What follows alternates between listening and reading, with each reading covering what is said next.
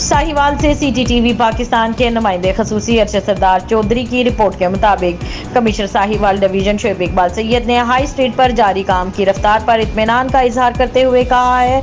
कि काम के मेयार को भी बरकरार रखा जाए। उन्होंने शहर में जारी तजावजात के खिलाफ मुहिम के हवाले से हिदायत देते हुए कहा है कि क्लियर करवाए गए इलाकों का फॉलो अप रखा जाए ताकि दोबारा तजावजात कायम ना हो। इन ख्यालात का इजहार उन्होंने अपने दफ्तर में पीस प्रोग्राम और म्यूनसिपल कॉरपोरेशन की कारकर्दगी के जायजे इजलास की सदारत करते हुए किया, जिसमें director local government doctor Saifullah, deputy director Azhar Nabi Dewan, AC general Aliza Rehan, chief officer municipal corporation Sheikh Ishfaq Ahmad और पीस प्रोग्राम के सिटी मैनेजर मोहम्मद असद खान समेत मुताल्लिका हकाम ने शिरकत की। इजलास को ब्रीफिंग देते हुए पीस के सिटी मैनेजर मोहम्मद असद खान ने बताया कि मढ़ाली रोड और पाकपतन रोड पर सीवेज पाइप डालने का काम तेजी से जारी है।